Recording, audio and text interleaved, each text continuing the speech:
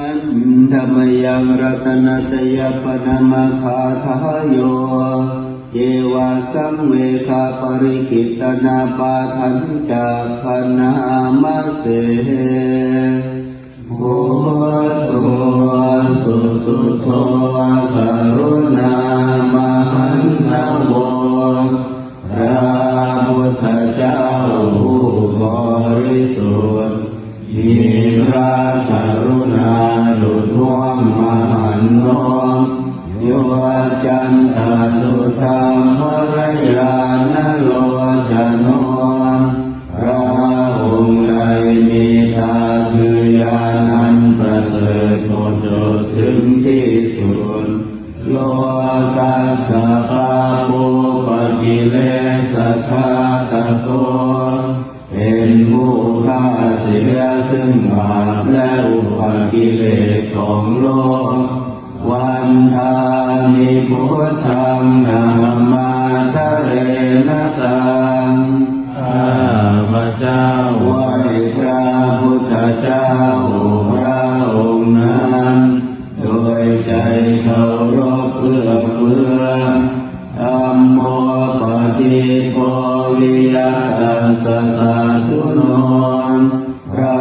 ธรรมของพระศาสดาสว่างรุ่งเรืองเปรียบดวงประที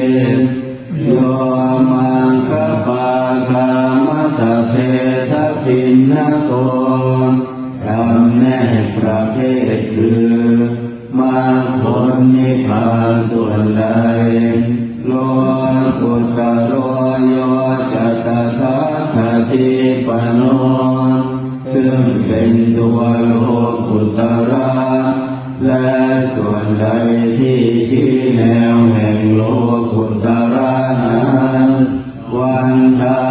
มิธัมมังนามาทะเรนะตังข้าพระเจ้าไหว้พระธรรมนั้นโดยใจเคารพเอื้อเฟื้อสังโฆสุเขตังปยาติเขตสันติโตพระสงฆ์เป็นนาบุญนันยิ่งใหญ่กว่านาบุญนันดีทั้งหลายโยติทัสสันโตสุขตานุโภคโตเป็นผู้เห็นพระนิพพานตรัสรู้ตามพระสุคตหมู่ใดโลลักขณิโนอริโยสุเมธัสโสเป็นผู้ละกิเลสเครื่องโลเลเป็นพระอริยเจ้ามีปัญญาดีวันทามิสังฆังนามาทะเรนะตังข้าพระเจ้าไหว้พระสงฆ์หมู่นั้นโดยใจเคารพเอื้อเฟื้ออิเจวะเมกันตาภิกขุชนัยยตังวันทุตยังวันทยตาภิสัมภตังปุญญังมยายังมะมะสาภุปัฏฐวานมังหนตุเวทัสสะปะภาวะสิทธิยาบุญใดที่ข้าพระเจ้าผู้ไหว้อยู่ซึ่งวัตถุสาม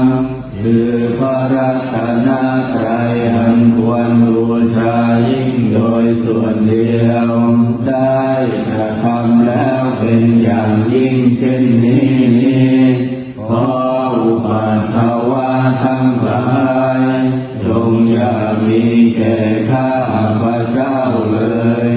ด้วยอำนาจความสำเร็จอันเกิดจากบุญนั้นเอกาตถาคโตโลเกอุปันโนพระตถาคตเจ้าเกิดขึ้นแล้วในโลกนี้อรหังสัมมาสัมพุทโธเป็นผู้ไกลจากกิเลสตรัสรู้ชอบได้โดยพระองค์เองธัมโมจะเทสิโตนิยานิโกและพระธรรม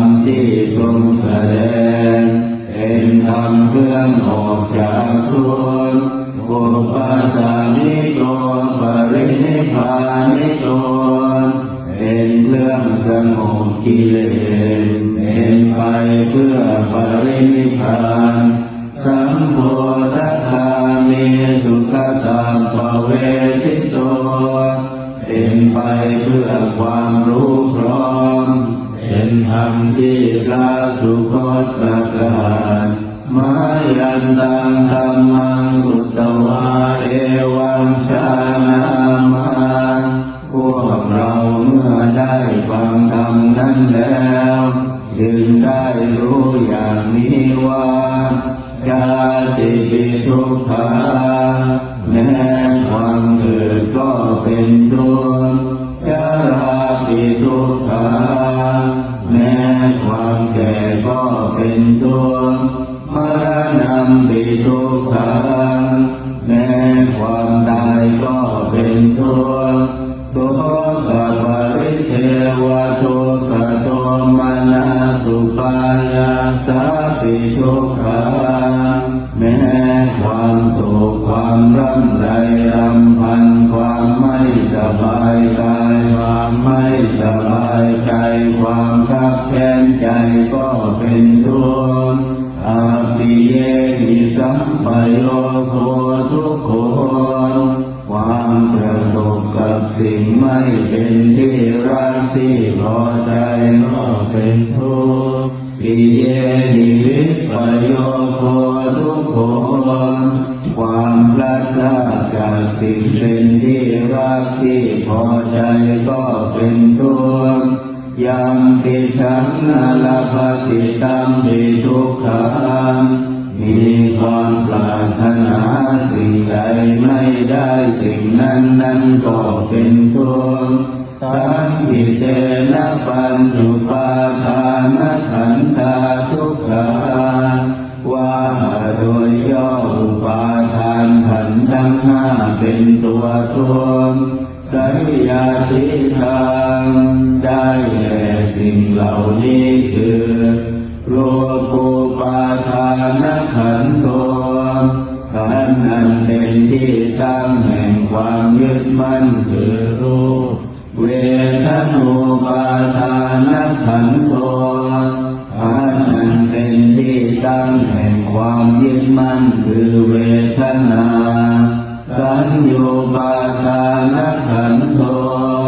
ขันธ์นั้นเป็นที่ตั้งแห่งความยึดมั่นคือสัญญาสังขารูปาทานขันโตขันธ์นั้นเป็นที่ตั้งแห่งความยึดมั่นคือสังขารวิญญาณูปาทานขันโตขันธ์นั้นเป็นที่ตั้งแห่งความยึดมั่นคือวิญญาณเยสังปริญญายาเพื่อให้สาวกกำหนดรอบรู้อุปาทานขันธ์เหล่านี้เองคารมาโนโส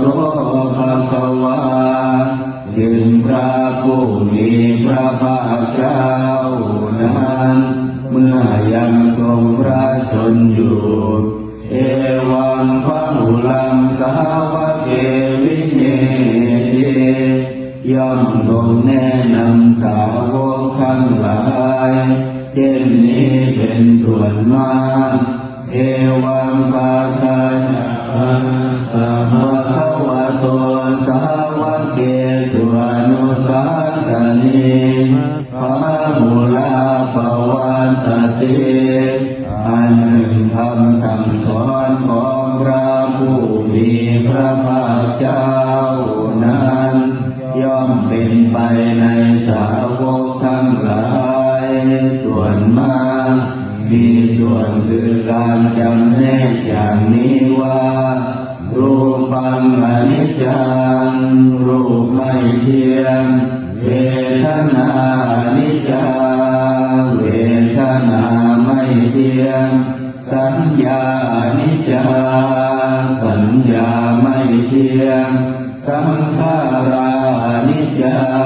งสังขารไม่เที่ยงวิญญาณังอนิจจังวิญญาณไม่เที่ยง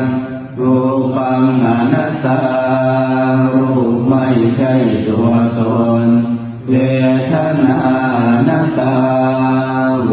ทนาไม่ใช่ตัวตนสัญญานัตตาสัญญาไม่ใช่ตัวตนสังขารานัตตาสังขารไม่ใช่ตัวตนวิญญาณังอนัตตาวิญญาณไม่ใช่ตัวตนสัพเพสังขารานิจจาสังขารทั้งหลายทั้งปวงไม่เที่ยงสัพเพธัมมาอนัตตาติธรรมทั้งหลายทั้งปวงไม่ใช่ตัวตนดังนี้เตมะยังโหตินามาพวกเราทั้งหลายเป็นผู้ถูกครอบงำแล้วชาติยาโดยความเกิดชรามรณะนาโดยความแก่และความตายโสเกหิปริเทเวหิทุเขหิโทมนัสเสหิอุปายาเสหิโดยความโศกความร่ำไรรำพันความไม่สบายกายความไม่สบายใจความคับแค้นใจทั้งหลายทุกขตินาเป็นผู้ถูกความทุกข์อย่างเอาแล้วทุกขปเรตาเป็นผู้มีความทุกข์เป็นเบื้องหน้าแล้วอาเปวนานิมัสสะเกวลัสสะทุกขขันธัสสะอันตกิริยาปัญญาเยธาติทำฉะไหนการทำที่สุดแห่งกองทุกข์ทั้งสิ้นนี้จะพึงปรากฏชัดแก่เราได้จิราปรินิพพุตังทิตังภวันตังอุทิสาอรหันตังสัมมาสัมพุทธังเราทั้งหลายอุทิศเฉพาะผู้มีพระภาคเจ้าผู้ไร้จากกิเลสตรัสรู้ชอบได้โดยพระองค์เองแม้ปรินิพพานนานแล้วพระองค์นั้นสัทธาคารสมหานาคาริยังปปาชิตาเป็นผู้มีศรัทธาออกบวชจากเรือนไม่เกี่ยวข้องด้วยเรือนแล้วตัสมิงภะคะวะติพระมัจจริยังจารามาประพฤติอยู่ซึ่งพรหมจรรย์ในพระผู้มีพระภาคเจ้าพระองค์นั้นภิกขุนังสิกขาสาธิวาสมาปันนาถึงพร้อมด้วยสิกขาและทำเป็นเครื่องเลี้ยงชีวิตของภิกษุทั้งหลายตัมโนพระมัจจริยังอิมาสเกวลัสสะทุกขขันธัสสะอันตกิริยายาสังวัตตุขอให้พรหมจรรย์ของเราทั้งหลายนั้นจงเป็นไปเพื่อการทำที่สุดแห่งกองทุกข์ทั้งสิ้นนี้